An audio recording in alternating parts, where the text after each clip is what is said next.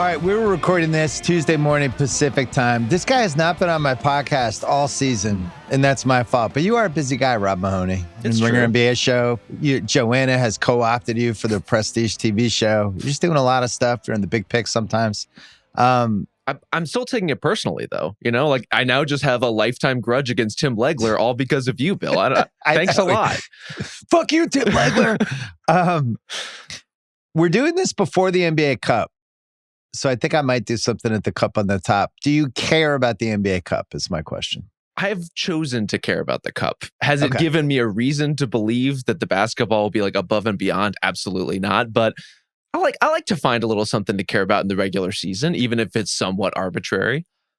I've landed in the camp of I like watching basketball where the players care. Mm-hmm. I don't really care about the reason why they care. But as long as they care, I'm in. And it feels like they care. They could care because of the money, because the courts look weird, because there's less games on and they know the other players are watching. I don't know all the reasons, but the intensity is there. So that's why I'm going to watch. But ultimately, like, it took me 10 minutes to remember who won last year. And I genuinely don't remember who won 2 years ago. Who won 2 years ago? Was it the Lakers? It was the Lakers, I believe. That's probably why I blocked it out of my mind. All right. So I invited you on. This is going to be a long meandering pod where we go through a power poll that I sent you that you might disagree with some of the choices. And we're going to go from 30 to 1. And I wanted to hit each team and occasionally have a question as I go through the teams that I want to raise. And I did not send you the questions because you're a pro. You don't need the questions. You're ready to roll. You can go blind. I appreciate that. But the dregs is our first group in the power poll. Yeah. And I think Washington is the worst team in the league. I don't know if that's going to stay, but right now they're the worst team in the league. And yet I don't begrudge any decision they've made.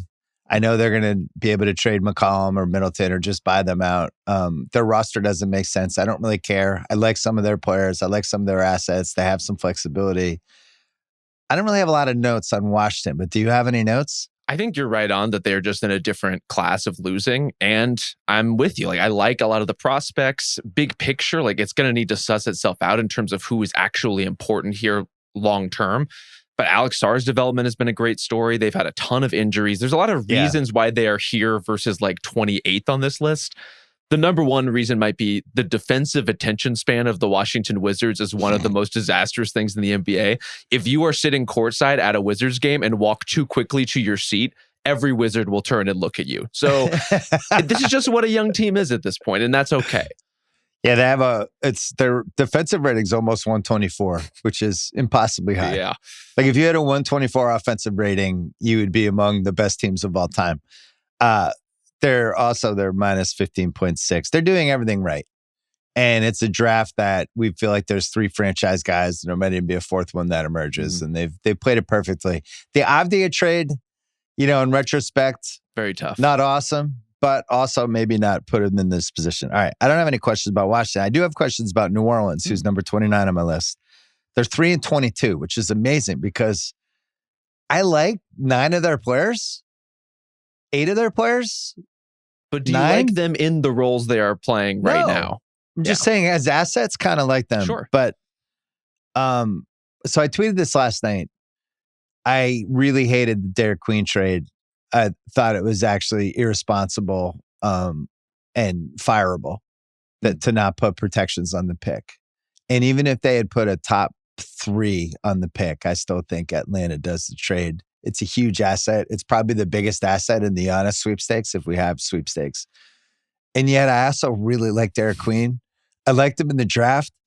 I've thoroughly enjoyed watching him in these games. He's got just this extra competitive side. Like he's really competitive. He's a really interesting offensive player. He's kind of moved into this one-of-one zone of where you see people like Şengün or there's just certain players where like, I'm not seeing that anywhere else. And I kind of feel, I don't know what he is. He might be a sieve defensively. You might never be able to win with him. But offensively, he's fascinating. And I think he's advanced. And it's interesting because he's played against all these dudes because he's always been one of the best players. And I think that's why Dumars liked him so much. I mean, so trading that asset for him on paper was the right move. It was just the asset they gave up was so terrible that it's kind of overshadowed the move, but I still like the player. Does that make sense? Wouldn't that be the greatest accomplishment for him in his career, to just overcome this disaster trade that I think would hang around the neck of almost any other player who are involved in that circumstance? But he is so good and so demonstrably and obviously talented and skilled in the exact thing that bigs can transform their team with, which is running offense. If you can be a Şengün-like hub, like put Nikola Jokic in his own category. But I like the Şengün comparison because they have the same like wiggle through the defense kind of drive. Like Derek Queen improbably has one of my favorite spin moves in the NBA. Like there's just a lot to his game that really, really works in ways that obviously with the Pelicans broadly do not work. He's a half court possible like elite half court guy. And he already has a couple really fun, like he did one yesterday to take the lead against the Spurs with like on Cornet, where he goes to the basket, but somehow slides into the defender and all of a sudden he's getting a layup. And you're like, I don't even know. He never was by the guy. How did he get a layup? Everything seems to go in. He's also a really good passer, but you can definitely run a top 10 offense through him at some point. Yes. So, should they have put the protection on the pick? Fuck yeah. Everyone should have been fired for not doing that because the trade, but I really like the player. And to me, I was trying to think like who are their actual keepers? If you had to say, because I think Fears, I don't know what Fears is. He's certainly not a bust. I don't know if, that's somebody like when you think of like the situation Cleveland's in with Garland, who I think would be the best possible upside for somebody like Fears, but Garland could still get targeted by everybody. Yeah. So, but I still think Fears is a keeper. I think Queen's a keeper. And I think Murphy is a keeper, even though they might trade him, which we'll talk about in a second. Are there any other keepers on this roster for you? That might be it. And Murphy, as you mentioned with the trade illusions, like is just so roundly valuable to every other team in the league that maybe he seems like a keeper, but is, you get the one offer that's too good to pass up on. I could absolutely see that. Otherwise, I'm with you that there are a lot of individual players that I like on this team. I mean, frankly, Saddiq Bey has been playing really good basketball lately for a team that really has given him no reason to do that other than trying to get healthy again and put his career back on track. But between him and Herb Jones, even Kevon Looney's getting like DNP CDs for the Pelicans these days. There's a lot of guys who I think are situationally useful, but are not useful put all together. And that is a bummer of a situation. And thank goodness for Derek Queen for making it watchable. And I think to your point about him being a player of like real import for this team and a keeper in exactly that way, the fact that Queen is so surprising as a ball handler and as a creator, that he's doing all of these things, that he has the unusual footwork, it doesn't just make for like good league pass fodder. It makes for genuinely inventive playmaking. It makes him really tough to pin down, even for like the example you said with Luke Kornet. Luke Kornet's a really good positional defender, and he's trying to figure this guy out. Yeah. Well, we'll see if he can be the face of the Vegas franchise in 3 years when they're the Las Vegas, probably not the Pelicans, the Las Vegas Deuces or whatever they call themselves. You can't be the Deuces. You can't volunteer yourself as number 2. Yeah, good point. Oh, yeah. Aces, Deuces. I'll come up with a better one. This episode of the Bill Simmons podcast is presented by State Farm. Having insurance isn't the same as having State Farm. It's like expecting a linebacker on the football field, but getting a line cook. Sure, they both can handle the pressure when it starts heating up, but only one is stopping a touchdown. You wouldn't settle for just anything for your team, so don't settle for just any insurance. When it comes to getting the help you need, State Farm is the real deal. Like a good neighbor, State Farm is there. I have 3 trades. I'm just going to throw at you quick for them. I would trade Herb Jones right now. I think at the contract he's at, literally what the Lakers need. And it's easy. It's like connect Kleber and a 2031 first, call it in. And God, I love that for the Lakers too. Yeah. That's like just call that in. He's on a good contract and maybe it would even take more than that. I really like Alvarado for one of these contenders. And I was going through trying to find the perfect team and was looking at Houston for a while, but I'm not sure I want to mess with the Reed Shepherd thing because I still feel like how he grows is going to determine so much for them. But Minnesota seemed nice, which is easy. That's like Dillingham and you do a pick swap in 32. Or especially for Minnesota, very quietly, Rob Dillingham got yanked out of the rotation last night. We're getting like real live Bones Highland minutes. And I mean, it's really rough. Bones did what he could with those. But yeah, the idea of someone like Alvarado in that spot, I do quite like too. Yeah. I mean, honestly, from what we've seen of Rob, he's young, but is more just a contract that you can exchange for Alvarado, maybe more than an asset, unless he shows something. Yeah, it's tough. That's why a swap has to be in there.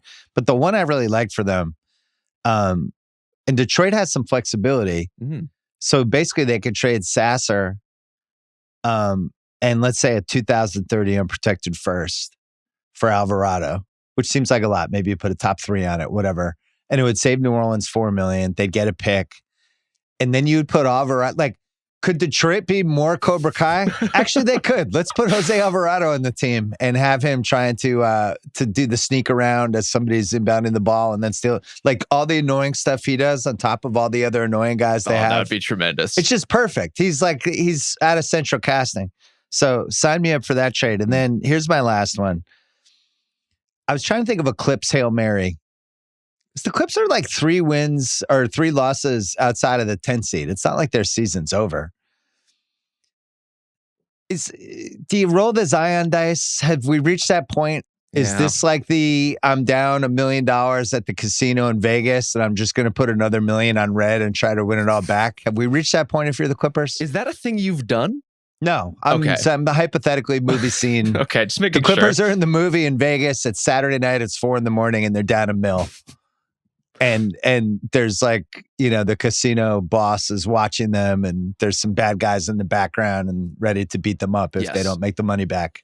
That's where they are right now. It's the kind of bet where as you try to make it at the table, they make you sign some kind of waiver just to make sure that this is all above board. So right. I think with the Zion situation, that would have to be the case too. Like they're just in such a weird spot. And frankly, like I salute you for trying to find the silver lining and where the Clippers are right now as far as their distance from 10th place. But they feel kind of hopeless. They feel pretty lifeless, to be honest with you.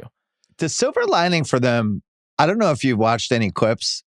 Too much. Kawhi's moving around pretty well. He's doing fine.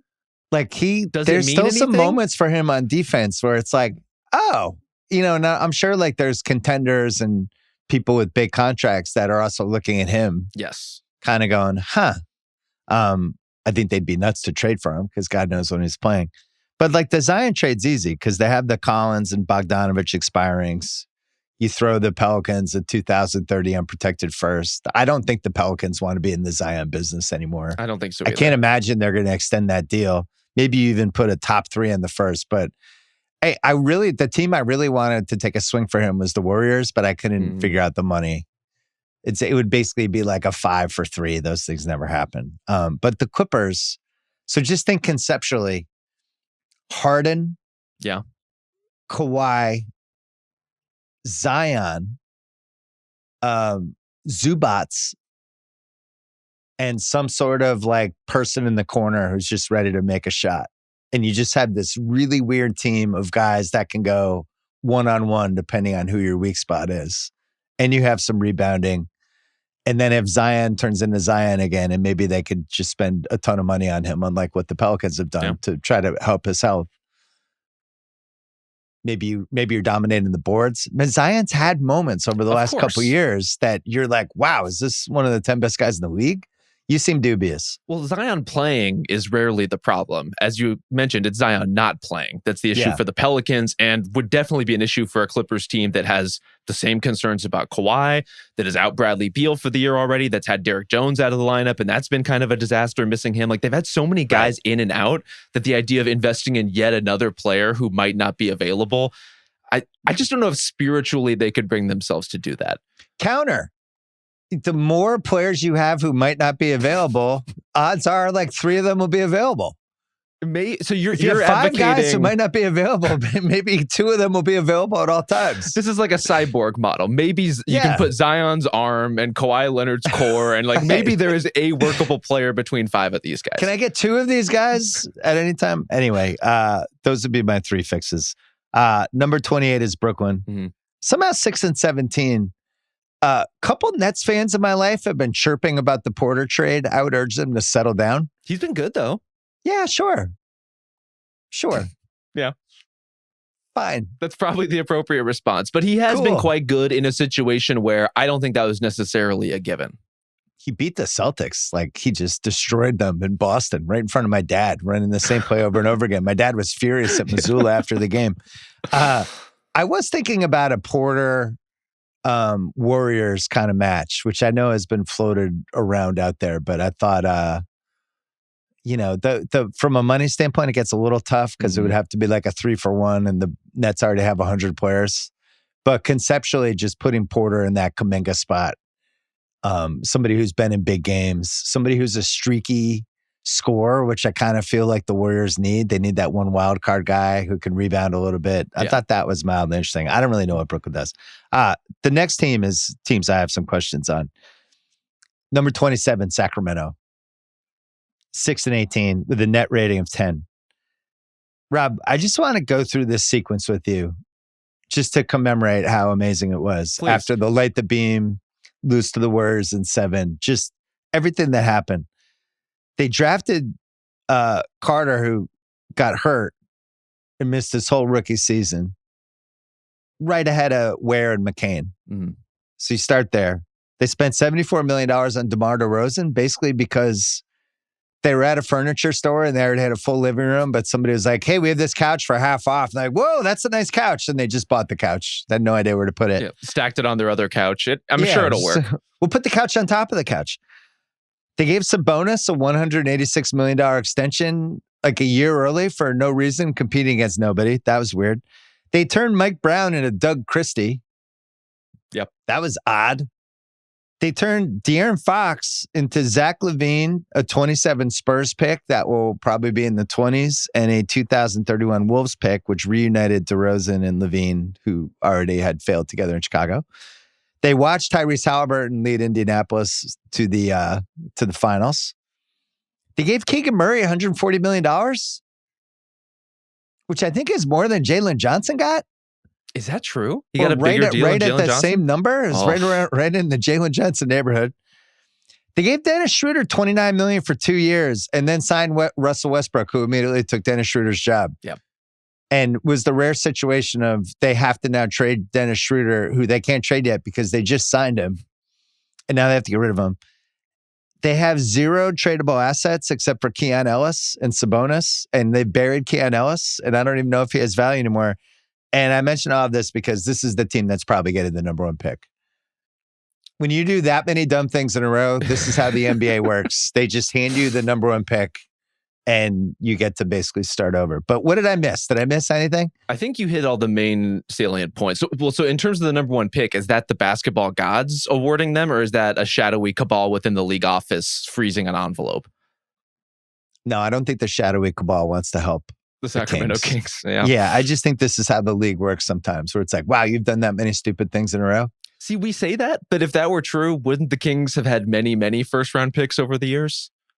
Oh, that's a really good point. Like, they operate in a different nebulous space than basically anyone else in the league. And you're right. Like, I would add only in terms of the bright spots this season, relatively speaking. Like, yes, Sabonis has been out for now. There were bright spots? Quite muted, but a slight blinking light off in the distance that is Maxime Reynaud, who's been giving them like actually decent minutes at the 5. Wow. This is what I'm clinging to watching Kings games. I'm like, can I just get more Neat Clifford minutes, please? Can I get like literally anything with a pulse happening in this game that isn't like Zach LaVine gunning for whatever it is that Zach LaVine guns for? I think they are the wild card of League Pass every night, where you go to the games and they're either down 30 or they're like beating Denver by 10. And you're like, what's happening? Usually they're getting killed. Yeah. I don't know how to fix it. It's the worst ownership situation in the league. I think that's fair. And, Vivek seems like a nice guy, but this couldn't be worse from really the moment he bought the team. I can't even imagine being a Kings fan. I've never been, I guess I was in somewhat of a situation like this with the Patriots before the Sullivans sold. But to be in a situation where your team is just owned by somebody who's just proven to be inept and then they won't sell the team, I don't know how at some point I don't know how you keep caring at the same level when there's no chance for it to get better. because as long as this person's involved, it will never get better. And not just inept, but very involved. Like, can we just get Vivek like a fidget spinner and get him an office in the corner? Like, I think we just need to keep him busy doing something that is not running this particular team. It's the team that didn't take Luka Doncic. And that alone would be the thing people mention for 10 years, but there's 40 other things to mention. Do you think has the Luka trade supplanted the did not take Luka Doncic discourse? It just kind of put them off in the shadow, giving them some cover. 26 Chicago. I can't believe they've fallen to 26. Oh my God, yeah. They're 9-14. The moment Kobe White came back, it just kind of fell apart. And not to blame him, but it just they had a nice thing going for a couple games without him. And then when he came back, I don't know what happened. I have a small question on them. Did they they passed on Queen to take a guy who's now out for the year. Yeah. The French guy who people thought they'd reach for anyway when they took him. That was bad in itself. I searched Bulls Reddit. Did a deep dive on Bulls Reddit to find out if there was info. There? It's grim. Did they pass on the Pelicans offer, or was the offer made for we'll give you next year's first for the 12th pick? Nobody seems to know for sure if the Pelicans dangled that trade to anybody other than Atlanta at 13. My guess is like if you like Queen that much, you probably dangled him at 10, 11, 12. I would think, yeah. And if Chicago passed on that trade, fire everybody. Like literally, if I own, and I don't even know if the Bulls care about the team in Reinsdorf, so I don't even know if they're following what's going on. But that's one where you bring everybody to the office and be like, yo, we checked the phone records. We saw Joe Dumars called on June 28th at 4:30. Can you tell us what happened in the call? And just grill them until they admit they turned it down. That's a fireable offense, in my opinion. That would be disastrous, especially given the way everything has turned out, where the Bulls are like not even really as competitive as they would like to be, which is just basically being the 8th seed. Like they're fighting, clawing to even be in the play-in mix. Yeah. And they're young guys, as you mentioned, like one of them is out for the season. Matas Buzelis, who I like a lot, is doing well, but like not blowing the doors off of anything necessarily. And all of the oxygen has just been sucked out of their offense. Like everything that they had going for them early in the year, all the shots that were falling aren't falling. No one really respects all that all that ball movement. No defenses are really like falling for it or getting pulled by it anymore. They're just daring them to beat them. And guess what? Like this collection of Chicago Bulls can't really beat people that way. I really missed the 2 weeks when it seemed like Josh Giddey was a transformative superstar. That was really fun. He was just a triple-double waiting to happen every night. It was great times. Yeah, it was great times. Now they run a lot, they throw the ball around, and they accomplish very little. Unfortunately, sometimes the story of a Josh Giddey-led offense. The last team I have in the dregs, sadly, is Indiana at 6-18. Yeah. They have won 2 in a row. Yeah, so it felt like they rounded up the tanks when they had all those injuries to start the season. Mm-hmm. I picked them to go over when we did the over-unders for the year. I still don't think that was the wrong pick. I think they had all these injuries to start the year, and they had already not had a Halliburton, obviously, and lost Turner. Yeah. But I do think there's a world where if you play this season 10 times, there's like 6 versions of it that play out like the Celtics season has, where the infrastructure and the guys you had and the guys who have had a taste in these playoffs kind of banded together and overachieved. But they just had so much bad luck with all of this stuff. But the one thing is the Turner thing is a huge, thank God he didn't resign here for that money, I think, at this point, right? If you're them, Huff has the same stats. Yeah, it would have been pretty costly. And Turner, too, like his value is depleted without Halliburton out there. Like their synergy is kind of generating what it is that he does so well offensively. Honestly, though, given those 2 gap years for Boston and Indiana, the Celtics can kind of like, if they're overly competitive and do really well as they have been and continue to play this way, and then get Jason Tatum back later this season, next season, whatever, they have enough talent to continue to be a really high-level contending team. The Pacers, though, could use that top 5 pick or so. Like, honestly, this is not it's a disastrous outcome in the present tense because these games are a really rough watch. So many guys are just in way over their heads right now. But given all those injuries, given the needs of the team, given that it's kind of a natural pivot point with Halliburton's injury, this is not the worst possible outcome for them. I agree. I'll be interested to see where they lean over the next 30 days. Yeah. Because now we're in a situation now where you really have a chance to get a top 3 pick. But if you Like if they're 12-22 in a couple weeks, that all of a sudden now you're in the 7 to 10 range, which will still be good in this draft. All right, we're taking a break and then we're going to life support. The Bill Simmons podcast is brought to you by FanDuel. FanDuel's putting you in control right from tip-off. That's right. You get to choose your own reward. Play it safe. Go for it. Feeling bold. That's your move. Whatever your style. You're in control. You can bet the NBA Cup. The Lakers aren't losing to the Spurs without Wemby as much as I've appreciated what the Spurs have done. Come on. Let's be honest. The Lakers are winning at least one game.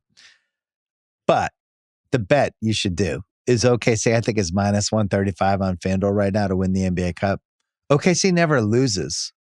What great odds. Just put OKC minus 135 with any NFL game you like this weekend. You're good to go. No matter how you play, FanDuel is giving you the power to choose your reward, own your game this NBA season. Head to FanDuel.com/BS to make your pick, get in the game, and play it your way. Must be 21 plus, present in select states, or 18 plus and present in D.C., Kentucky, or Wyoming. Opt-in required. Rewards are non-withdrawable. Restrictions apply, including bonus and token expiration, leg requirements, and max wager amount. See terms at sportsbook.fanduel.com. Gambling problem, call 1-800-GAMBLER. Visit rg-help.com. Call 1-888-789-777 or visit ccpg.org/chat in Connecticut. This episode is brought to you by Uber Eats. Every football season, the same thing happens. The game somehow makes everybody really hungry. Quarterback scrambles, clearly a sign for breakfast burritos. Yeah. Turnovers, suddenly dessert at 2 p.m. doesn't sound so crazy. Wing formations, well, those can only mean buffalo wings, as if they're ever not in play. Even the goalposts start looking suspiciously like French fries. It's almost like football is sending the message to eat more food. Yeah, the good news, Uber Eats makes those cravings easy to satisfy with Gameday Deals all season long. From wings and pizza to chips, drinks, and even last-minute grocery runs. Don't sleep on those. You'll find savings on all your favorites delivered straight to your door. Order now on Uber Eats. The life support group led off by the LA Clippers at 6-18. I had a small question. I already mentioned it to you, but would anyone actually trade for Kawhi? Is that a guy does he have trade value? I guess is my question. Like, I feel like Embiid does not have trade value. I agree. I don't think Paul George has trade value. Definitely I think maybe 2 months from now, if he played every game and looked good, maybe a mild piece of it. Does Kawhi have trade value? Our front office is like looking at tape of him and discussing him and wondering if they should make a play for him as like a very, very discount superstar move. I think the answer with him is not that kind of opportunism. It's not like the savvy front office that's like making its calculated gamble. It's who is going to be desperate enough to talk themselves into something like that. Like who will just be on the edge of, if we don't pull out like a guaranteed playoff spot this season, we're all going to lose our jobs. Our team is falling apart. And that's where I don't know who that team is. Like that team that's really going to be so desperate that they would roll the dice on everything that Kawhi is, but most importantly, what he isn't, which is an every night superstar you can sort of build your foundation around and have a baseline expectation that he will play. Yeah, the only team I could think of was Detroit. Because they're the way trade too good though. Well, I know, but that's the only one where I could see them having a meeting about it and being like, wow, we could just turn Tobias Harris and Ivy in a contract into Kawhi and just put Kawhi in the Tobias Harris spot. Could we win? Could we make the finals if we did that? And then they would reach out to Kawhi and Kawhi would be like, I don't like cold. No, thank you. Please don't do this. But that's the only one where it's like, if basically he's, not that he would be free because I like Ivy and Harris, I think is a valuable veteran for them. It would cost them something. But that's the only one where it's like, oh, this is a noticeable upgrade. And then when you watch Detroit, who I think is really good, so much depends on Cade in the last 3-4 minutes of these games. I think that gets easier to stop in a playoff series. When you're just watching it for 2 straight weeks and they're just doing the same thing every time. They don't have that second wild card something yet. And Kawhi would be the highest possible version of that if he was healthy. But I still feel like I don't think they need to go all in. They certainly don't need to trade for Anthony Davis or anything like that. But they need some sort of somebody. Maybe it could be Ivy. I don't know. Maybe. Is there a Cleveland case? Just because the problem is they can't do trades. Well, they're over the apron. It's like it has to be a 1-for-1 where the contracts are like exact is the only way to do it. Unless they like shed salary, then did it. There's some like funky ways to kind of get around the can't aggregate salaries rules. It's all like needlessly complicated. I think it would be very difficult to engineer. But in terms of a team that needs some of what Kawhi does and might also be feeling the pressure a little bit to provide it almost immediately, they're a team that I would at least think about. It's certainly the team that has to feel way different than they did a month ago. Yeah. Where it's like, wow, we could really make a playoff run here, to now it's December 9th. They have to be looking at the East going, we could make the finals. Like, absolutely, we could make the finals. There's no question. Are we good enough to do that? What is the move? And they have a lot of flexibility to do it. So I would rather see the Clippers trade Zion. 23 Milwaukee, 10-15. I still like this team, and I don't think we ever saw it. No. Did all these guys ever play together? We never really saw everybody together other than for like 2 games. And I still like the concept of Giannis and shooting. And we just, the thing is, the East, the way it is, they're still going to be a play-in team if they don't trade Giannis. Sure. They'll be in the mix for that stuff. I mean, do you think we will see another Giannis game in a Bucks uniform? Are we like, is the alarm blaring that loudly, or is it possible that once he comes back from the calf stuff that we might see that team? I don't think anyone's trading for him unless they see him running around for 2 weeks. This is fair. This is like the decade of being afraid of calf injuries. This is what's happened.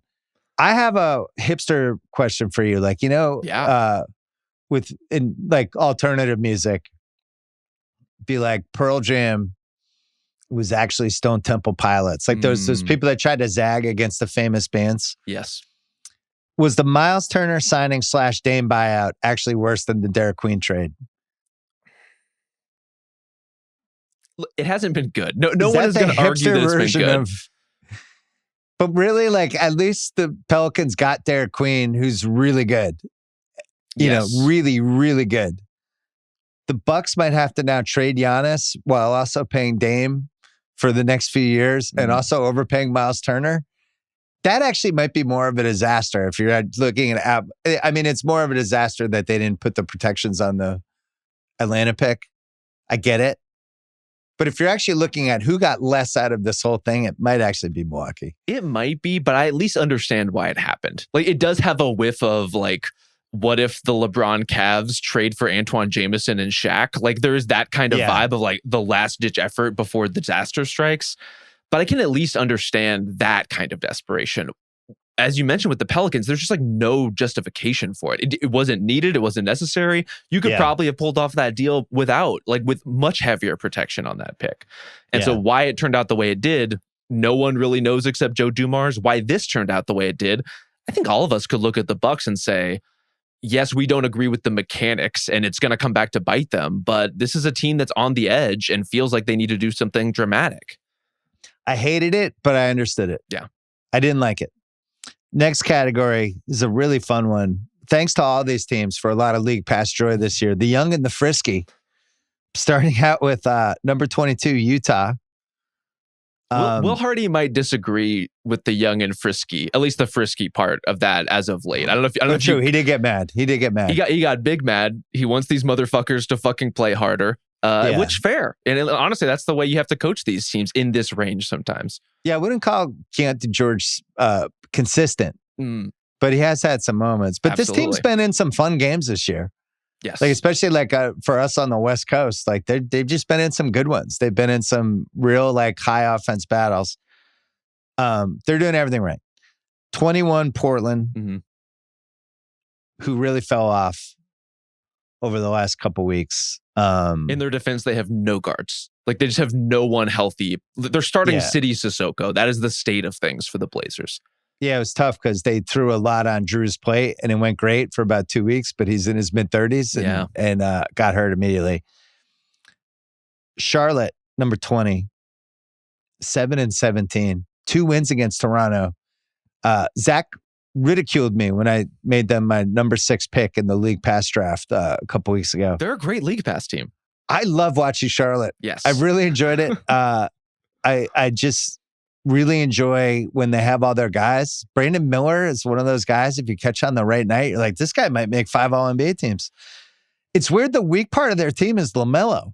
not knowing what you're getting from him game to game. And then even when he plays, then they like defer to him too much. And that's the part they can't figure out. And I also don't think, do you think he has trade value at this point?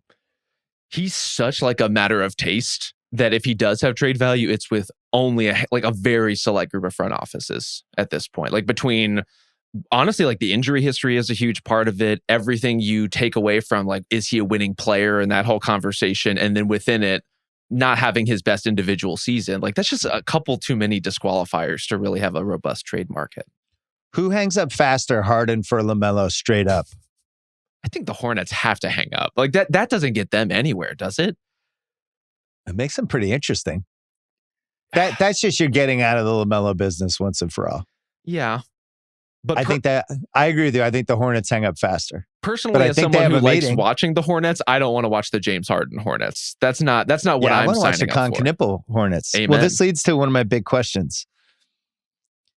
Could this be the best NBA draft since 1996, this draft we have now? And I'm going to use it by this way to assess it.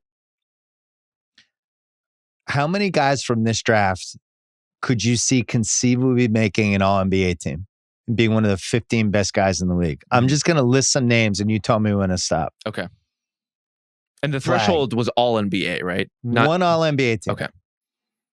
Flag. Harper. You're pausing. I'm in. I was saying keep rolling. I'm down for a potential Dylan Harper All-NBA. I could see Knipple. Edgecombe? Maybe. I mean, it's maybe for all these guys. All-NBA is tough. Edgecombe's like 15 years old. I don't even think he's fully through puberty yet. But he's a baby. VJ Edgecombe could be a 7-time All-Star and never make an All-NBA team. True. You know? All right, so this is all conceivably maybes. Yes. Cedric Howard. I don't see it. All-Star maybe. All-NBA. You're not buying like this is the next Kawhi? You haven't seen any of that stuff? How many All-NBA teams has Kawhi made? Well, he's made at least one. Yes. It certainly fits the one threshold. He's to be one of the best 15 guys once. That's true. Maybe Cedric Howard can have like that kind of peak season where he does cut in, but I don't necessarily see that kind of potential. First team all defense, 20 points a game. Derek Queen.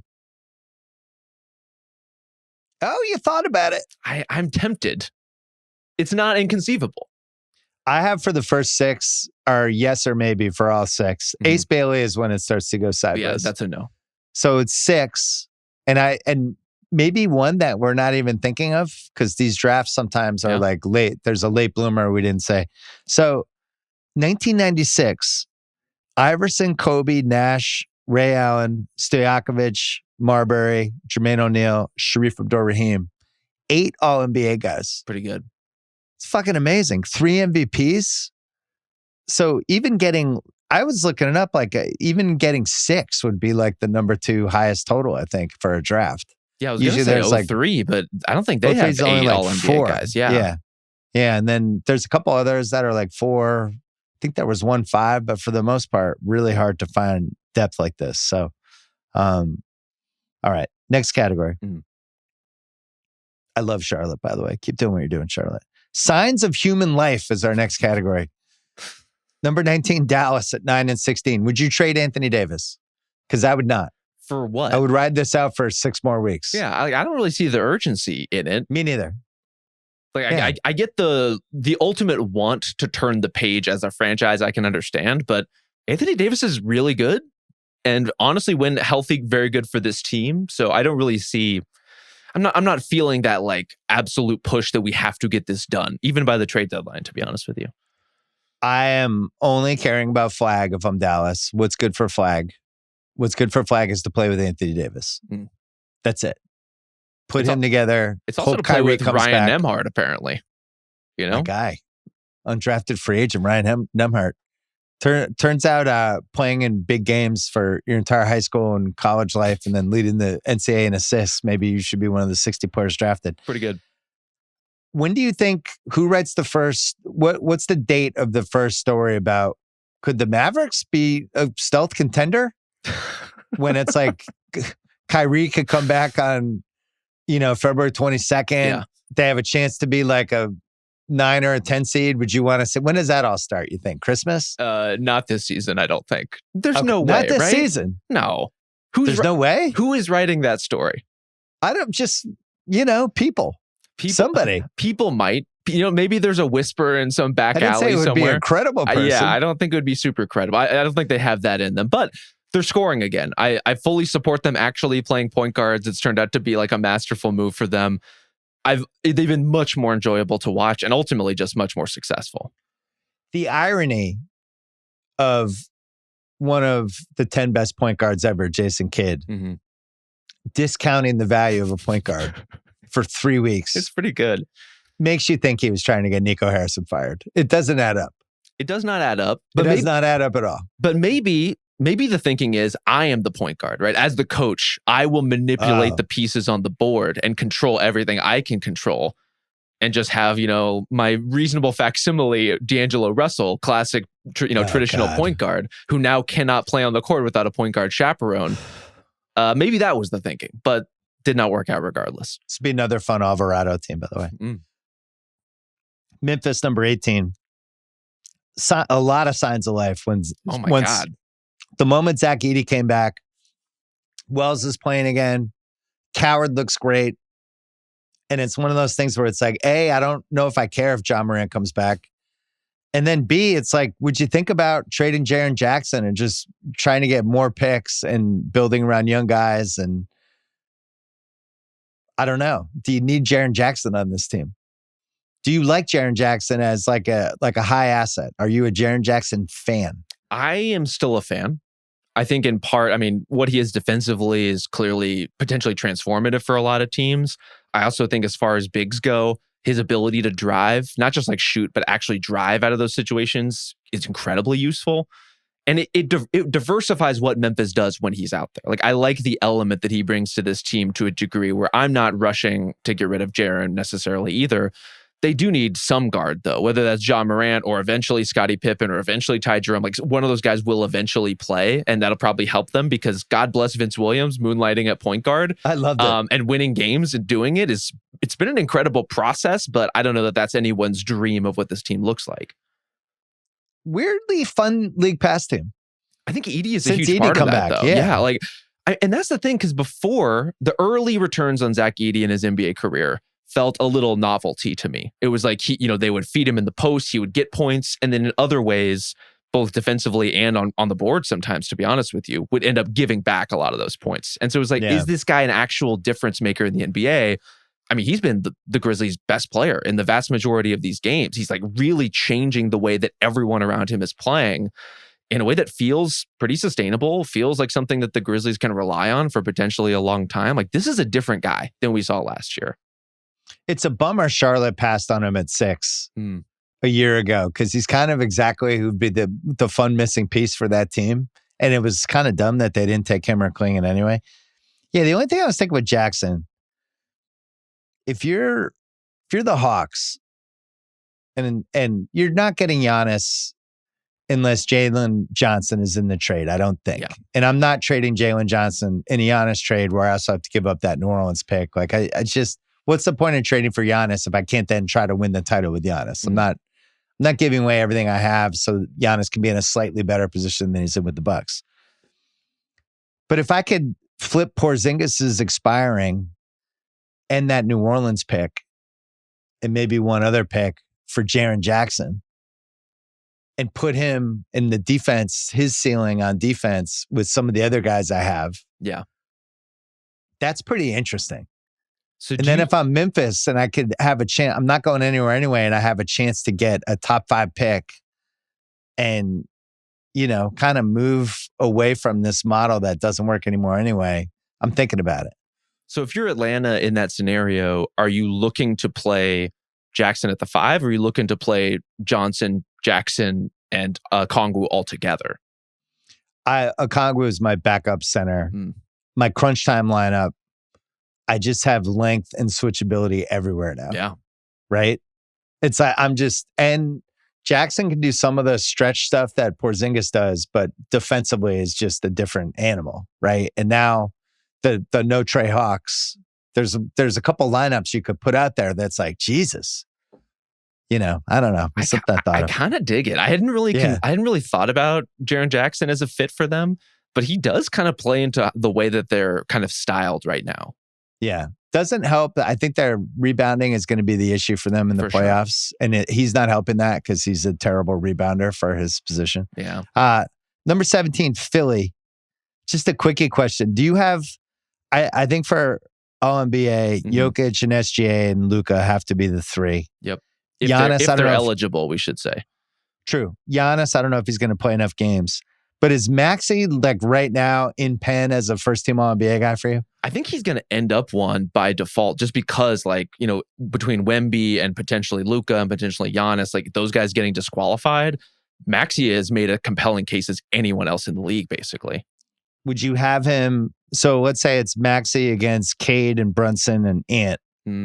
Is he the leader of those four? Because for me, I give him a slight edge because I just think what he's done day to day and the burden he has on that team and how many minutes he's playing and everything he has to do night to night and the joy he has and what an awesome teammate he seems like. I just, to me, he would be the number one guy. Some of the Knicks fans would be like, that's not fair, Brunson. The Detroit fans would be like, that's not fair. We're winning with Cade. I think Cade probably has the best argument, but I honestly would have Maxey over all those guys. I think Cade has the best argument. Ant is obviously the best player of that group, just in a vacuum.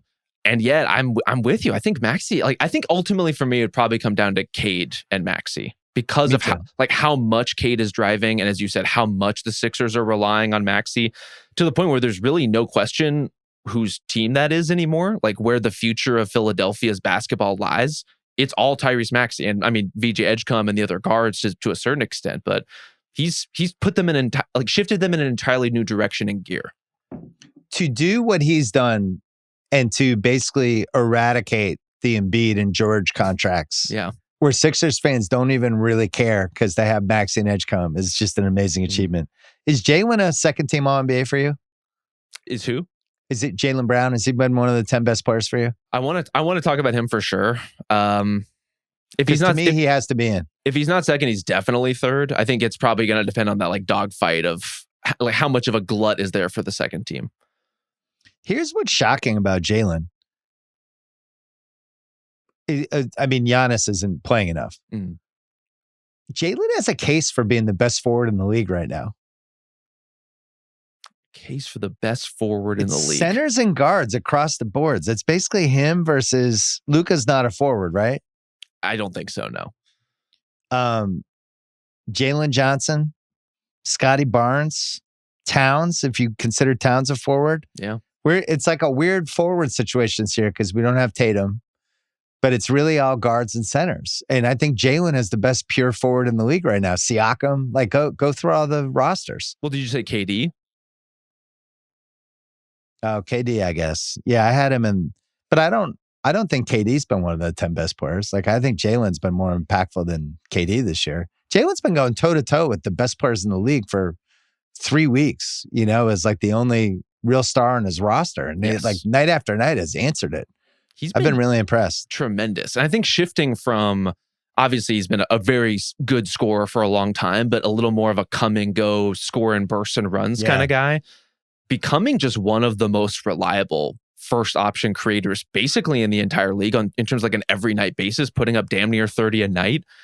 The fact that the Celtics now have another one of those guys is pretty ridiculous for when Tatum comes back. It's been just a remarkable trajectory for Jaylen Brown from a season where I expected the excess, but thought it would come at more of a cost. And he's just been everything they've needed him to be. I'm stunned by this move that he has now where he fakes like he's driving to the basket with his right hand and does the stop, the bend down, crossover, fall back 12, 13 footer. It's unstoppable. And it's not a move that he really had until this year. He tried to do it but his dribble was always too high. He would get picked. And he was either I'm shooting threes, I'll shoot a 20-footer if I'm open, or I'm going to the basket. And that was kind of his offensive game. And now he has this sophisticated, he's averaging 16 2-point shots a night. Think about that. Not even threes, but and he's shooting almost 50%. So he's turned into this DeRozan, Kawhi kind of 2-point shooter. I just think he's been awesome. And he's carried the load. Like, we'll talk about the Celtics in a second. Phoenix, I have at 16 in the signs of human life, just because their over-under was 31. The Brooks thing's incredible. And Brooks has become now the most underrated player of the decade. It's just like Dylan Brooks wins. You can't everywhere refute it goes. Definitely changes the thing. I don't really fully understand the Phoenix thing. I mean, they're 14-10 or 15-10. I think they're 14-10. 14-10. The Gillespie piece is the part I don't understand the most, because they actually needed him last year. And there were moments where he looked good, but then Bud just never played him. Yeah. And now when you watch him, he looks like he could be an all-star.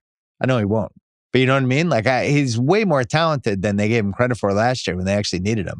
Never understand that. I mean, they beat the Wolves last night without Devin Booker because Colin Gillespie turned into a fourth quarter supernova. And that's just been a kind of a regular occurrence where he's been an incredible shooter. He's turned out, especially for his size, the playmaking has been really impressive. Like, he sees lobs and cross-court stuff that guards his size usually don't. Really, really impressed, honestly, with his ball movement, but really the Suns overall. Like, I know their defense gets a lot of attention because of Dillon Brooks and kind of the edge they play with now. Yeah. But this is a group of guys who either weren't on the team or weren't in these roles, a la Colin Gillespie, who stepped in this season and just like knew like that exactly how to play together. Like, they just got the angles, the cuts, the timing. Really remarkable and very surprising given the players that they were able to cobble together there. But it's just kind of worked. And the coach is doing a great job. Jordan's good. I feel like we have more good coaches than we might have had at any point this century. Where I look around the league and I'm like, that guy's a good coach. Yeah, that team's really well put together. We don't have a lot of Doug Christies, I guess is my point. I feel like the general rules are always, there are like 5 exemplary coaches who really help you a lot. And there's 5 at the bottom that really kind of drag you down. And everyone else is sort of in the soft, middle of the bell curve or whatever. Now the bell curve seems higher, right? It's higher. And there's like maybe 1 or 2 guys in the league in terms of the bottom end of coaches. If that, I think the low-hanging fruit has just been picked up by basically every team out there, to the point that there's only so much you can do to really shoot your team in the foot. We also have a couple coaches I think have in career years, like Mazzulla, Spo. There's people who are just like doing, like, I think JJ's been really good. I don't understand the Lakers record at all with some of the limitations they have. Some of the bad teams, like the Nets coach is really good. Yep. I think the Raptors coach, I think that team's overachieved. All right, one more break and then we'll do the top 15. All right, we'll rip through the trade machine crew really quickly because we've talked about these teams already on my pod a bunch. Toronto's 15-10. They fell back to earth a little. Yeah. They had some easy schedule stuff the first part. I'm still not sure about this team. Their fans were really chirpy when the record was good. That settled down a little bit. Sure. The most important thing to me is that Barnes still feels like he's gone up a level. And this is the most I've liked watching him. Ultimately, I'm not sure what the destiny of this team is. Their bench seems like it saves their ass a bunch with Shed and Mamu and Agbaji, all these, like, it's Dick. They'll come in and they'll be down 10, all of a sudden they'll be up 8. I'm not sure what the move is with them either, because I think it would be hard for them to make trades. This is kind of their team, but they should be in that 6 to 9 range, right? Somewhere in there. I don't think they're a top 5 team.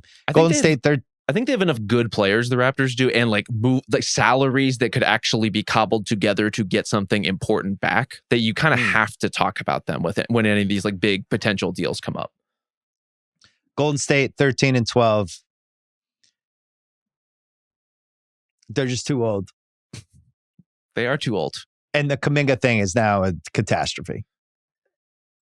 It's it just couldn't be worse. And everybody seems to think they could trade him at January 15th for something. Why am I trading for Kuminga? Why do I want to pay him $22 million a year?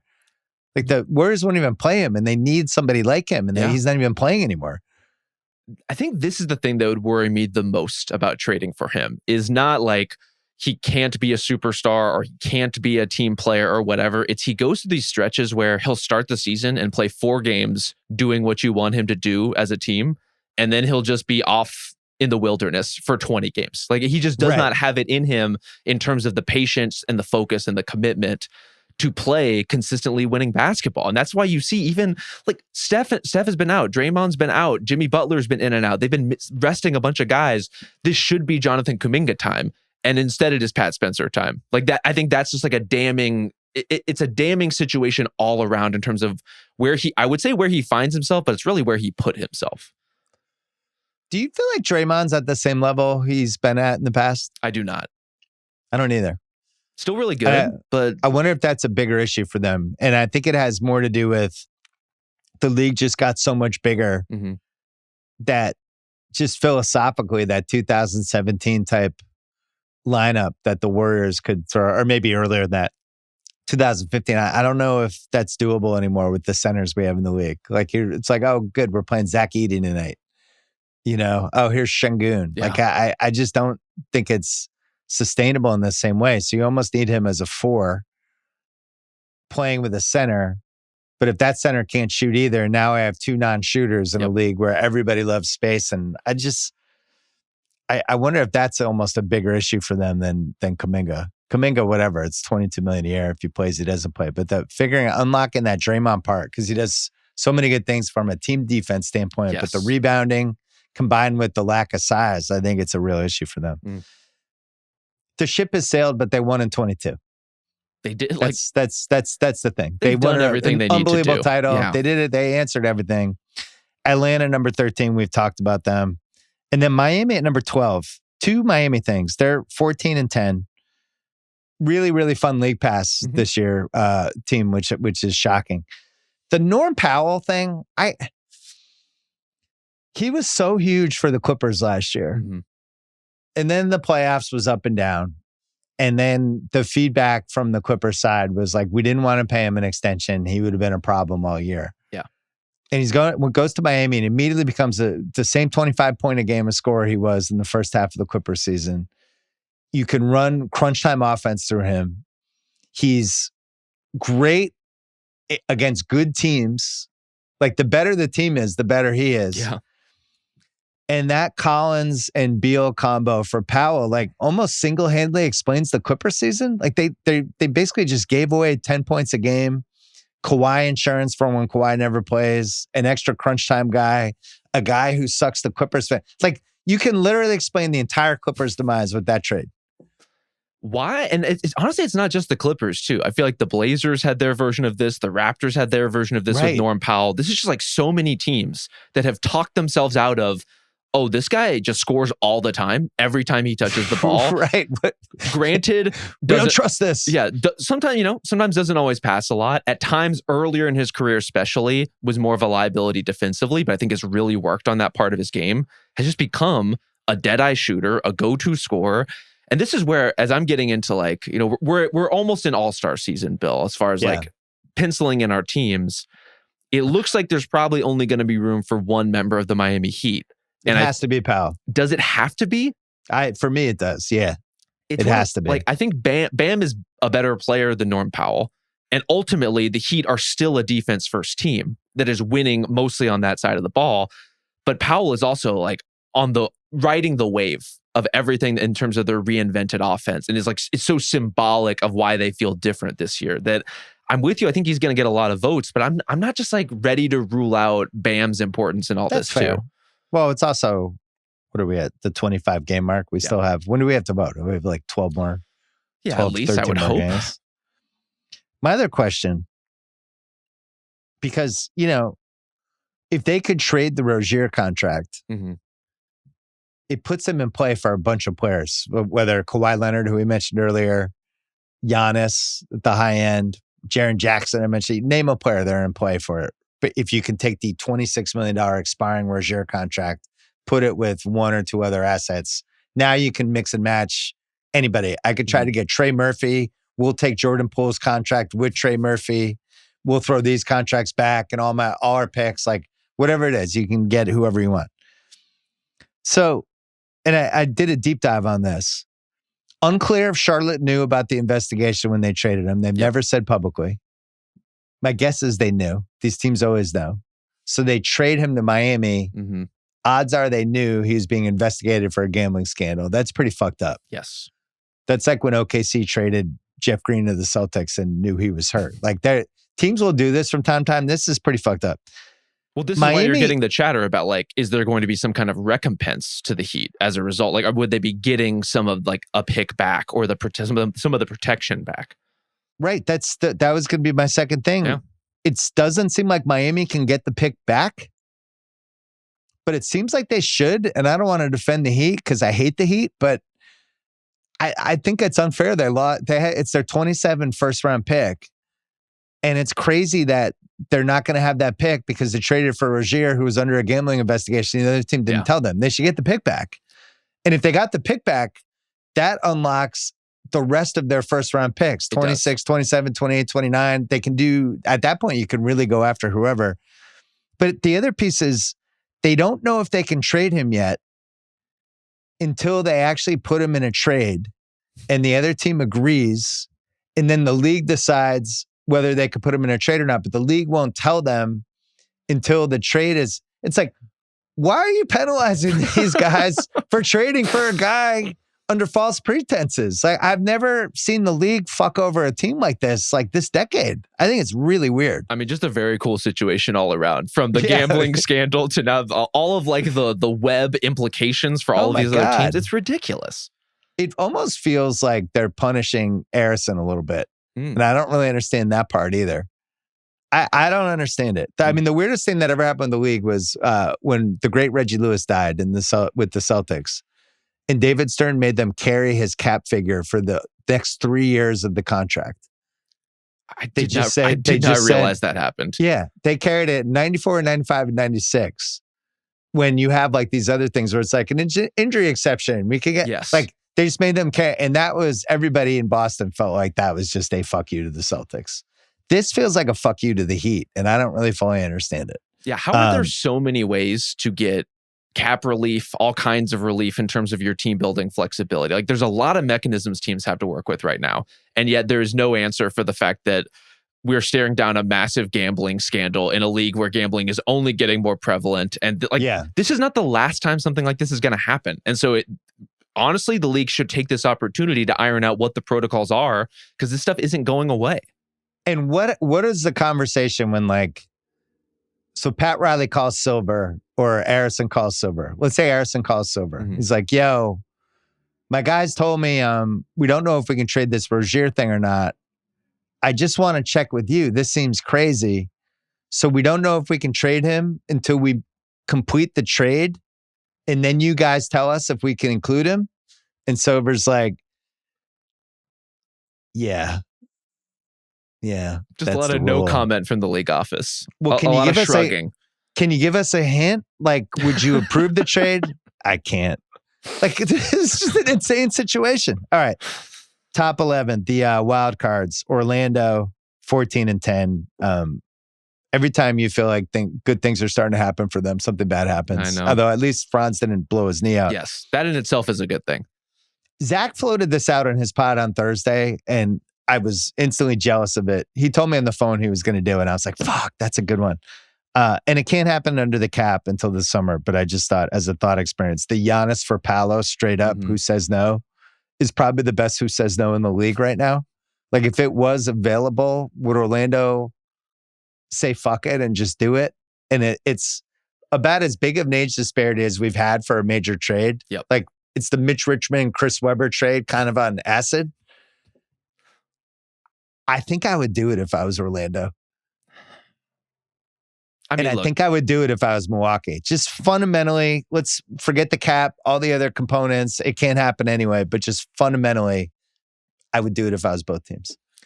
I think my general standing is I would almost always trade for Giannis. Like, there's really very few teams where I'm like, I don't want that guy. Or like, I think this is one of those cases where part of my brain is saying, no, like trading Giannis leans into the same kind of spacing problems that Orlando already has. And the other part of my brain, which thankfully is much louder, is saying this is fucking Giannis Antetokounmpo. And if you can trade for him, you trade for him and you figure out all the other stuff later. And with Paolo, who's immensely talented, he's just surrounded by all kinds of questions as to what the best version of him will look like, or can he get there, or like even just on like the speed and the pace at which he plays. There's still a lot kind of hanging up in the air. There's nothing hanging up in the air with Giannis, to a point where I would feel, I mean, of course you feel a little dicey about trading anyone that talented that young, But if you're going to do it, you do it for someone like Giannis. The 9-year age gap, but it's a really interesting one. Number 10, Cleveland, 14 and 11, net rating of 3. I have no fucking idea how this team has 11 losses. It's inexplicable. They don't seem like the happiest team. No. Have we reached peak Mitchell or Garland? It's time to choose. Is Have there we a reached choice? the peak? What is the choice? Pick one, trade the other. No, but I'm saying like Donovan Mitchell is dragging this team around, and Darius Garland, even when he's out there right now, does not look like the Darius Garland that we know and love. And so I fully expect that version to be back at some point, but when? And is he going to be the kind of guy you can rely on to be healthy versus Mitchell's been one of the best players in the league? Counter, you could get a shitload for Mitchell. And then you bet on Garland. I mean, obviously the move is to trade Garland. Yeah. I don't know who the suitor is for it.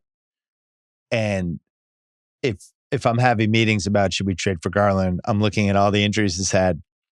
Oh, yeah. All were pretty fluky. Yep.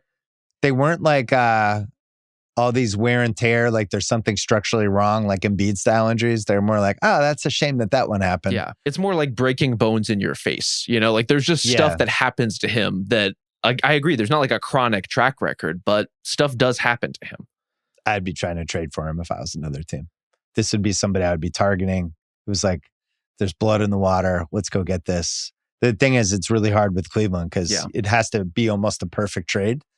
Or it has to be a team that can take him and give Cleveland less back, which is why, look, I can't pretend to figure out what the Brooklyn Nets, how they approach stuff day to day, week to week. But to me, this is like a perfect Brooklyn Nets situation where they're like 15 under the cap. They could move a piece back, save Cleveland some money, get them under the apron where now that maybe they can do a second trade, send some picks that way, and basically make a bet on Garland as like a guy going forward. That's what I would do.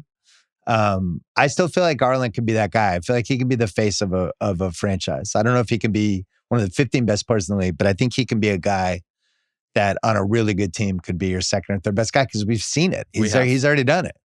I like him much better on other teams, frankly, at this too. point. Like, I think he might just need a fresh start. He might need, honestly, like alluding to this kind of guard and guard conversation, maybe more of the keys, maybe more opportunity to kind of find his footing with all of that usage.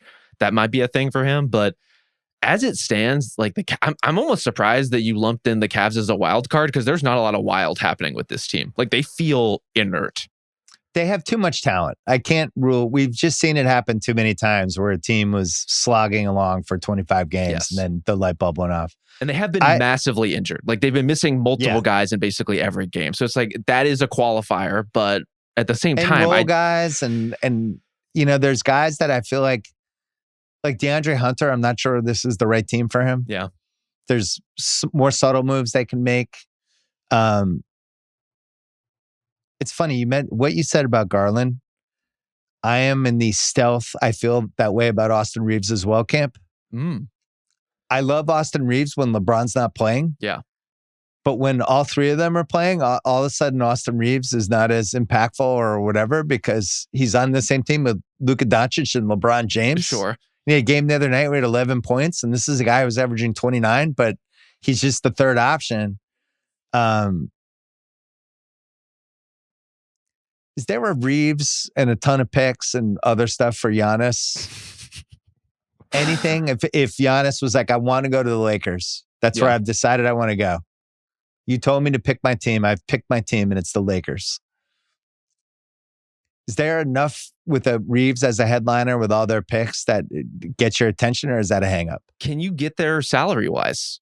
You would have to really patch together all their expirings to get there. Vanderbilt, Kleber, Gabe Vincent, you'd have to really throw them all together. How insane is it that both of these conversations are happening where you are saying LeBron James, maybe the greatest player of all time, is getting in the way of Austin Reeves being Austin Reeves, which I both agree with and not. Like, I think he's had a couple more games lately where it's like... It's a usage rate thing though, Rob. Completely. Like that's Luka's one of the highest usage rated guys of the decade, and you have LeBron James, he should have the ball. Yep. So now Reeves is kind of over here. But what if? But part of his job is to put up 30 a game when LeBron is out. Like, it's like it's part of the modulation of what makes him valuable. But the other part of this is we are earnestly floating Austin Reeves as the primary return in a Giannis trade, and I'm like not walking out of the room right now. He's averaging 29 a game. It's insane. He's been awesome. It's a relatively small sample size. It's like 104 minutes. Mm-hmm. But when LeBron, Luka, and Reeves all play together this year, they're minus 8.9. Not ideal. Kind of backed up what I'm watching because it is not a little clumsy. You have three guys who are, Reeves ideally, I love when he has the ball. I love when he's like the main creator. It's just not going to happen with those other two guys anyway. Okay. So I'm more bullish on Cleveland maybe turning this around than you, it sounds like. I would love to see it. I just don't think we've seen like any kind of spark that's going to lead to that yet. Maybe it'll still happen though. What actor is Evan Mobley? Where you're like, I know he's going to win the Oscar, but now it's like, oh shit, he's 45 years old. When that happened? He's consistently still really good though. It's just like, is he really good in a leading capacity? Is he going to be more Joel of a character Edgerton type? Where it's like, oh, in Train Dreams, he was great. Might get nominated. Is he a Val Kilmer? Like, does he Val have more that charisma? I mean, look, defense has charisma in its own way, True. I agree with you. Like, he's in a weird spot. One more jump. I think we would all love to see it. Come on, just nudge him all along. Right. Number 9, the sleeper. San Antonio. Let's go. 16-7, and they haven't had Wemby for 3 weeks. Net rating 3.8. This Dylan Harper thing. Wow. Speak on it. What are you seeing? I was thinking about all-time situations where somebody had this crazy luxury of somebody who is clearly going to be awesome, like maybe even like Hall of Fame awesome, and they don't really need him in the early part of their career, and anything he does is like a bonus. And it was like the Celtics were in this situation with McHale, where he would there were games he didn't even play crunch time for the first couple of years. This is like one of the 50 best players of all time. Rodman on the Pistons was like this, but you have this crazy, talented monster asset. Yeah. And it's like, oh, you're going to do something that awesome. That'll be great. He can do so many things offensively already. And he looks like he's 25. Some of the moves, like you can't even remember when you're watching him what hand he shoots with. Yeah. He's so comfortable bouncing off people and getting to the rim. And I'm just absolutely in love with him as a player. I fucking love Dylan Harper. What a pick. What a fucking miracle for them. He just gets into the lane about as easily as anybody in the league right now. And it's not, it's not all brute force. It's not all pure speed. You're right. Like he is just kind of bouncing between people. The footwork is really great. Just like a really clever player. And he's going to have to figure out some of like the big picture stuff on running a team. Like that's just a natural part of the evolution. But for him to be in this like low stakes role, as you're saying, where he can just come in and be himself, it's hard not to be blown away by that on a nightly basis. Really competitive. It's funny watching him. It's like in football, you see all these running backs, and then there's like 3 running backs every year that are just different than all the other guys. Like it's like Jahmyr Gibbs right now, where you're like, that guy's just different. Like if he's in space, he's breaking it. If you think that he's going to get tackled behind the line, he got out of it. They just move differently and cut differently, which is what it's like watching him. Like he cuts and moves like a running back. It doesn't even really seem like a basketball player to me sometimes. But that guy is just, to get that dude at number 2 is after getting Wemby is one of the bigger combo miracles we've seen. So for me, it's like I'm doing everything I can if I can get Trey Murphy if I'm them. I'm doing everything possible. Harper's untouchable. Castle's untouchable. Sure. Wemby's obviously untouchable. Fox is untouchable. I'm not trading Luke Cornett either. You can have everyone else I have and we could talk picks and all that stuff. But if I can keep that nucleus but add Trey Murphy to it, I can make a real run at OKC, not this year, but maybe a year or 2 years from now. Yeah, I think that would be my goal. It would have to be a pick-based conversation, I think, because I also love Devin Vassell for this team, and he's been awesome lately, in particular during this like offensive swoon where they've just been blowing teams out, like really just outscoring teams. Frankly, he's been really important to that formula.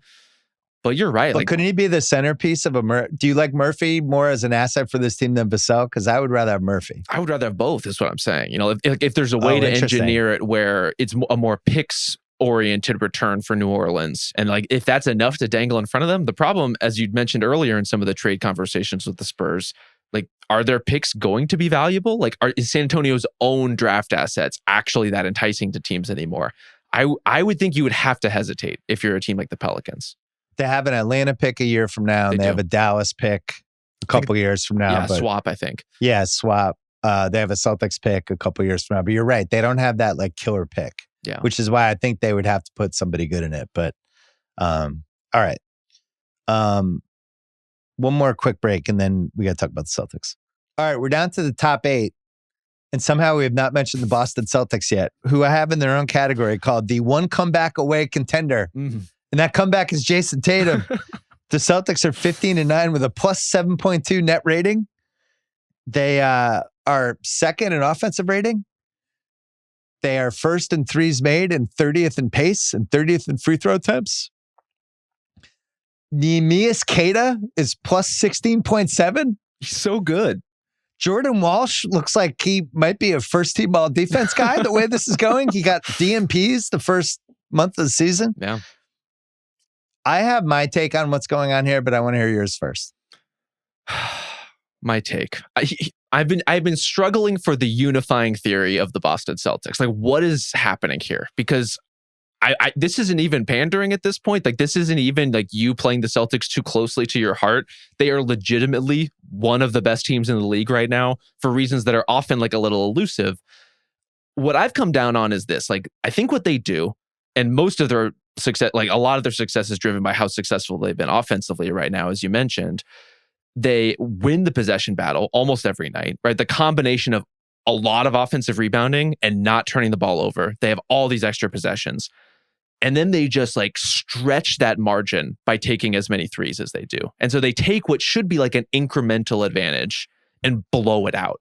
And if you have 16 a game, Rob, if you have they're making 16 threes a game. It's bad. And it's not like they have the greatest shooters in the world. They have good shooters, but what they have is a commitment to taking them and a commitment to generating them, as has been kind of the Missoula style for a long time running now. But that combination of if you have elite possession gaining talent and enough shooters to at least make this kind of engine work, I think that can clearly take you to some interesting places.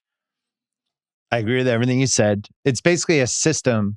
So if you're thinking how did they stumble into the perfect, nobody believes in us, overachieving NBA blueprint that we've seen from time to time, right? We saw it with the 2016 Celtics.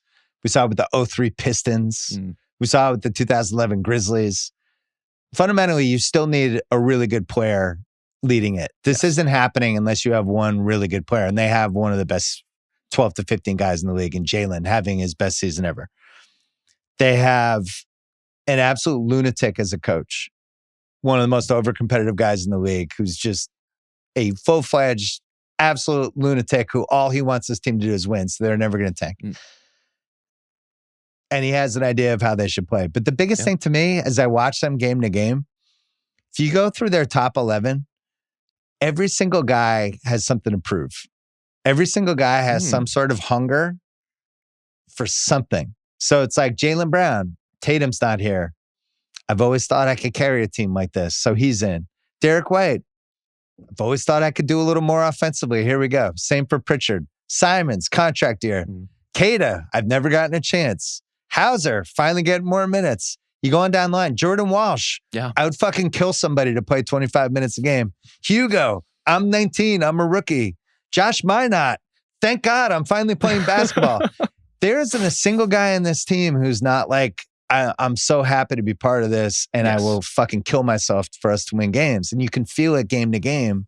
And I think that's made the difference because they're going toe to toe against everybody. The only team, there's a Houston Rockets type team that they're just going to be pretty helpless against. Sure. Teams with real size and rebounding, it's just, they just don't have enough. But they figured out how to play these wings that just all of them are maniac. Yeah. Hugo's a maniac. They put him against Towns last week, and Towns was you could see Towns where did this guy come from? Did you let him out of a cage? What happened here? They have a bunch of maniacs, Rob. Yeah, I think, look, the top end of the rotation, we already talked about Jaylen Brown, him locking down that spot, as you mentioned, hugely important. The middle part of the rotation, I think we all more or less bought in on, right? Like the Derek Whites, the Peyton Pritchards, like those are not the guys you worry about. To me, a lot of this team's success is the trifecta of Jordan Walsh, Josh Minot, Hugo Gonzalez. Like, it's not like normally when you take 3 flyers like that, maybe one guy hits, but they've all been good in various ways at different points in the season and sometimes overlapping all at the same time. And they're all just enormously active. Like, I mean, Gonzalez is a case in point where I'm trying to get used to his game at the beginning of the season and trying to decide, is this just a guy who runs around a lot or is he actually accomplishing things? But the level of activity is just warping plays. It's starting to get in people's heads. Like it's starting to actually like speed things up for players on the floor.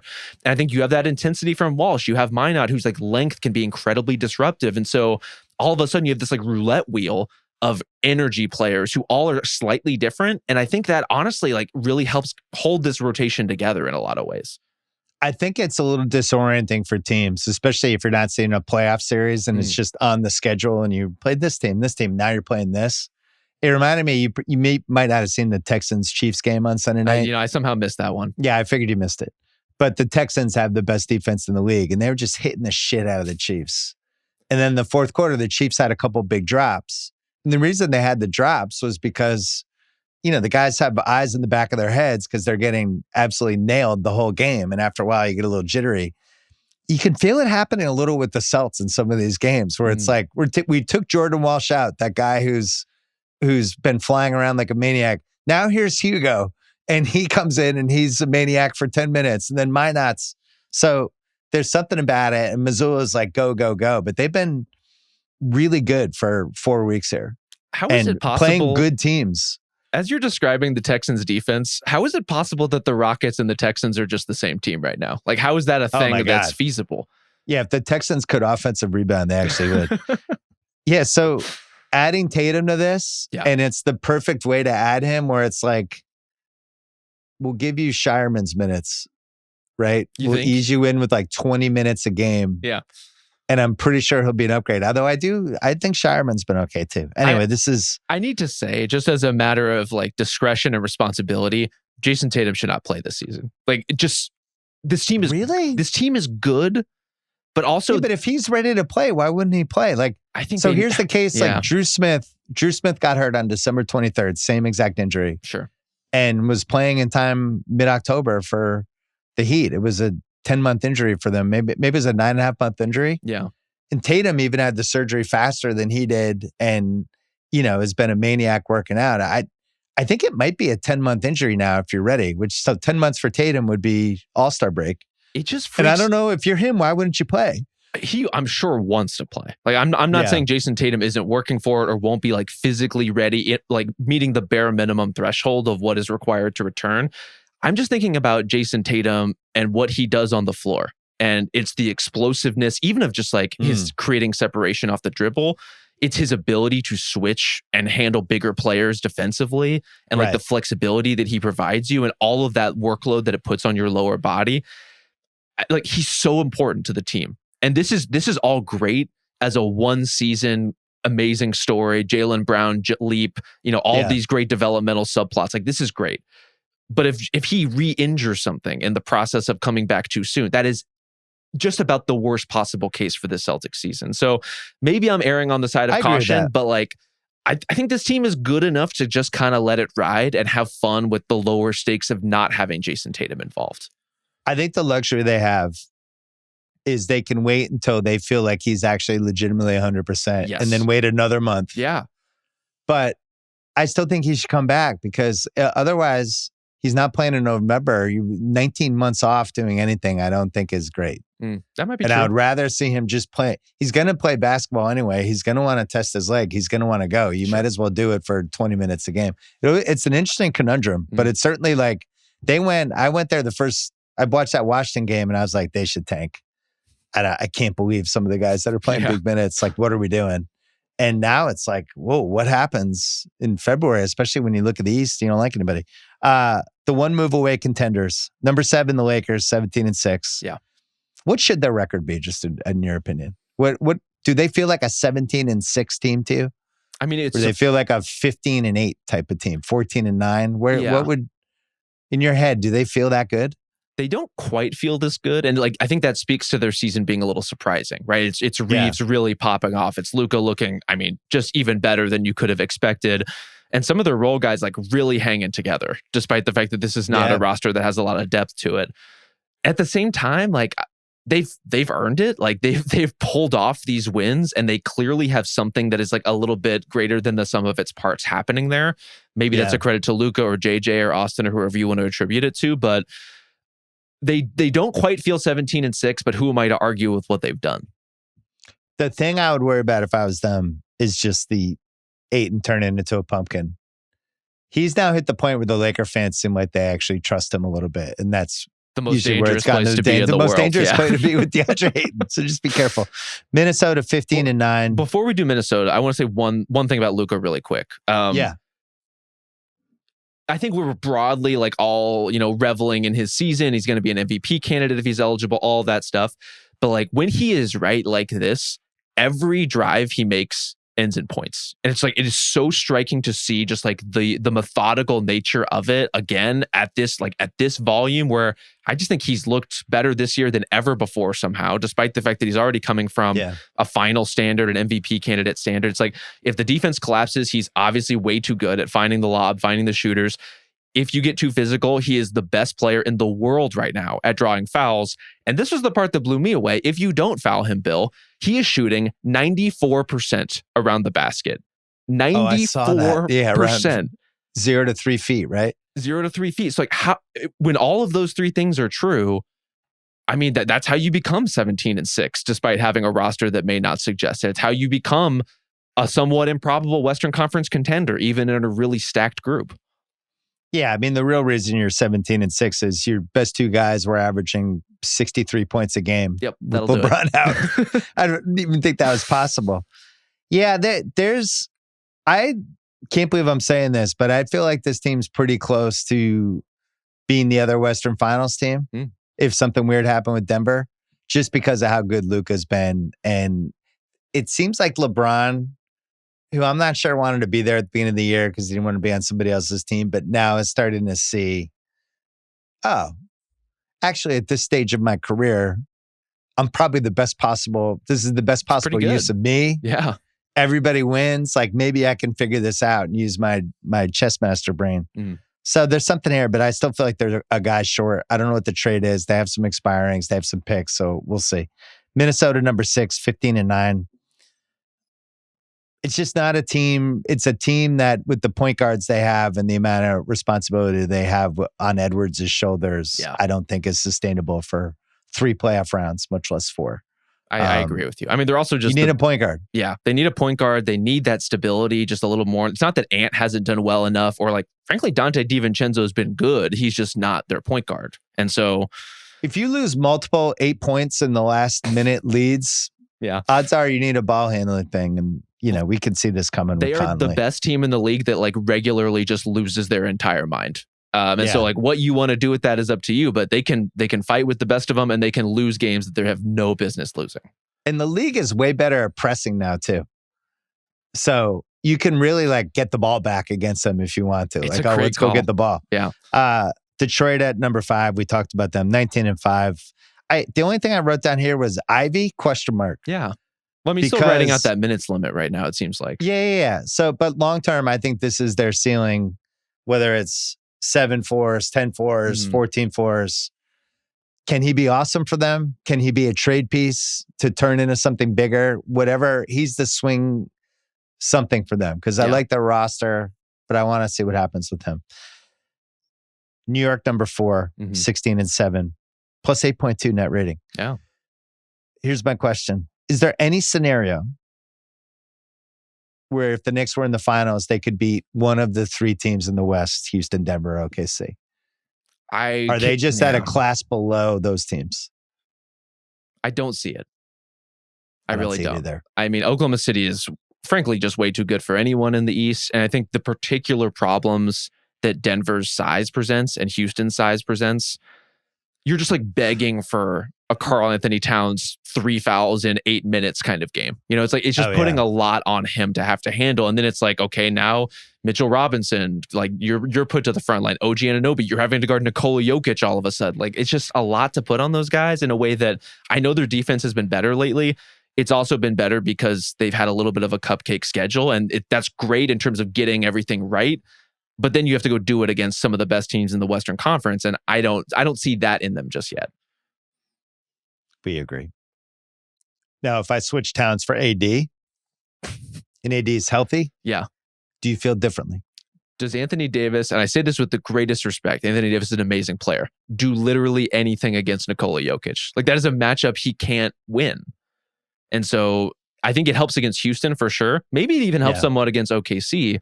I think Denver, weirdly, that doesn't really change anything at all for them. I think I agree. So sadly, the Knicks making the finals will be the win this year. And then they need some sort of luck. The contenders, number 3, Houston, 15-6, plus 10.8. Second in the league. Number 2, Denver, 17-6, plus 8.6. Doing it without really important guys for the last couple of weeks. Like, it's actually kind of crazy. They have not had Gordon. They have lost Christian Brown pretty early. Yep. And during that time, they've been, I think, the second best offense in the entire league with both of those guys out. Like, the depth is just totally different this year. So I think Denver is the only team that should chase OKC. Like, if they had a chance to turn Cam Johnson and multiple picks into Trey Murphy, I would. So you don't think Houston's in that group? That was my question. Yeah. If you're Houston, do you chase OKC? And by the way, I have as the prohibitive favorite. Normally I have the favorite as number 1. I have the prohibitive favorite as number 1. OKC 23-1 with a net rating of almost 16. Yeah. Should anyone other than Denver chase OKC this year? Is it a 2017 Warriors situation where you're like, you know what? We'll see you guys next year. Good luck. Good luck winning the title. Is it even worth it? I think Houston's already chasing. Like, I mean, trading for Kevin Durant means you are chasing this right now, and the timer is going off. There's an extra move that, they could go all in on the Giannis move. They could go, there's other things they could do, and they could trade assets to try to improve this team. I'm just not sure if that changes their destiny. I also think as constructed, like I could see them beating Denver. I don't think that's outside the realm of possibility. And then, I agree with you. Yes, the Thunder are going to be a tough matchup for anybody, but I don't at least play it out. Be as physical as they are. Like, they're just such an imposing team that maybe they really could take. If you're meeting the Thunder late in the playoffs and they've already been worn down by having to play high level physical competition, and then you have to meet the Rockets in the conference finals, maybe that's enough. Like, maybe that's enough to kind of take the wind out of their sails a little bit. Yeah, you're not going to beat OKC, but if you beat OKC, you're getting weird. You're getting weird because you have Jokic, who's the weirdest star to go against in a playoff series of probably this century. Or you're Houston and you're just like, we just have incredible amounts of size. It's so fun. We're just going to try to overpower you, and you can have all your shea points you want and press us, and we'll turn the ball over 20 times. But we're going to have 30 offensive rebounds today. My favorite bit of Rockets weird is, like, yes, they are a giant bruising team. And then they have Reed Shepherd and Aaron Holiday running around. And I don't think I've seen them miss a 3 in a month. It's like, it's very like the gym bro with the little Pomeranian running around kind of vibe in Houston. And I really enjoyed the physical comedy, I got to say. I'm so happy Reed Shepherd's good. We just need more weird old school point guards like that who feel like they came out of, what was that show Willow Bay and Ahmad hosted, Inside Stuff? Wait, he seems like he's come out of an Inside Stuff reel from 1992. It's like, now watch Reed Shepherd against the Charlotte Hornets. OKC, I asked this to Sal on Sunday because it's still like around 5-1. I just think OKC's breaking the 73-win record, and I think they're actually going to care about it. Yeah. Do you see a scenario where they don't? Because it's still like plus 500, and that, which means like it's a pretty big long shot by gambling odds. But I don't see how they lose 9 times. Do you? They would have to. Or I guess they would have to lose 10 times. Yeah, it would have to be kind of an inexplicable lull, like where something is just like a little off in late January, and all of a sudden they drop 3 of 5 games to teams that they wouldn't ordinarily do. But I'm with you. It's hard to imagine this team doing that. We've seen them do it shorthanded. We've seen them do it on off shooting nights. We've seen them do it basically with every combination of variables against every level of competition already, and they just beat everybody. In order to get to that point, like they would have to have one of those unusual stretches. The parlor game that we've been playing on group chat is, when will the Thunder lose their first game to an Eastern Conference team? And will that could they go the entire season blowing out every Eastern Conference opponent? And I think it's pretty possible they don't lose to any East team until February at this point. I mean, Wow. if that, like, it's craziness. They remind me of when my daughter was playing club soccer and we'd have these tournaments. You know, you go away for the weekend and you'd look at the brackets and there was one team that was just winning like 9-0, Yeah, 8-0, 11-1, and you were like, probably not beating that team. This is what they're like, the freaking club soccer juggernaut, just destroying everybody. And even when it feels like the game's late, you know, close and gettable late, Yep. then Shea just makes 4 shots in a row and OKC wins. best crunch time player in the league right now. I don't really know what you do. They have answers for everybody. I do think Denver should chase them though. And they probably have 15 games here with Cam Johnson. Yeah. To figure out if they can trust him in a playoff series or not. I mean, he looks on course at this point. I think he's really straightened himself out. Sure. I'd like to see another. How many games is 15 months? A month? Oh, like how many games in a month? Yeah. Ish. Probably reassessing around January 15th. Like, if this guy's in the corner in a game 7 in OKC with a minute left, is he making it? I'm in that mode because the Bruce Brown thing's been great. It's just clear this is the team. This is for whatever reason his soulmate team. I like the Hardaway randomness. Mm-hmm. Jonas, we all knew that was going to work, but they're just deeper and better. And when they get everybody back, they're going to be a real problem. But definitely, the Cam Johnson piece is the one because that's the shot that's going to be open for them, and it's been open the whole season. Yes, teams are like, and by the way, I love the way Murray's playing. Oh, it's been incredible. Murray's like a borderline in the combo for 13 NBA range if you're making teams. Like he's on the French. What's your favorite show of the year? The Pit. Okay. That's your gold medalist? Who's your silver medalist? I think probably Severance silver medalist. I'd have to think about it, but there's something about the simplicity of the model of the Pit where I know exactly what I'm walking into, and yet I'm still a mess watching two people say goodbye to their elderly father. It's like I know what's being done to me here, and yet I am powerless to resist it. Taft? Wait, Taft? What was that show called though? Task. We just potted for an hour and a half straight. The classic Taft biopic. Taft. That just whisked through Netflix mid-season. We whiffed on that one. It's all right. Task has got to be top 5. Is that your number 1? I really like Beast and Me. Beast and Me was really good. I really enjoyed it a lot. Enjoyed Task. I did not watch The Pit. I've been saving it. I do not like Severance. I'm sorry. It's okay. I think some people have zagged on it. I'm one of them. Anything else that was out there? Those are the big ones, right? Andor. Studio was fine. Your Friends and Neighbors was super fun from an Apple standpoint. That was a show that existed, that's for sure. It was a show that existed that we got some mileage out of. Yeah. But I think it's been an okay TV year. It's been fun. I mean, Stranger Things was awesome for a lot of people. I don't watch that show, but not for me. My kids were out of their minds about it. Can't wait for the last 4. But yeah, it's been solid. Yeah. All right. Rob Mahoney can be on the rewatchables finally. I know. A lot of rumors about this. It's a 4-person rewatchables. I won't say the movie, but we're doing a 4-personer. You want to say the movie? I mean, I think we really should have had a top 5 cast for. Just for the sake of the symbolism. We're doing high fidelity. We're recording it this week, and it's going to be Monday's rewatchable. So looking forward to that. I will see you tomorrow. Thanks for popping on, Rob. Of course. Thanks, Bill. All right, that's it for the podcast. Thanks to Rob and Gahal and Eduardo. Don't forget about the rewatchables that went up yesterday. We did Shampoo. Don't forget about the new Game Over podcast with Max and Rich. Don't forget about the new WizKid documentary that was coming on Thursday on HBO and HBO Max. And I will be back on this feed with a nice big juicy pod for you on Thursday. See you then. Must be 21 plus and present in select states for Kansas in affiliation with Kansas Star Casino, or 18 plus and present in DC, Kentucky, or Wyoming. Gambling problem, call 1-800-GAMBLER or visit rg-help.com. Call 888-789-7777 or visit ccpg.org/chat in Connecticut or mdgamblinghelp.org in Maryland. Hope is here. Visit gamblinghelplinema.org or call 800-327-5050 for 24/7 support in Massachusetts, or call 877-8-HOPE-NY or text HOPE-NY in New York.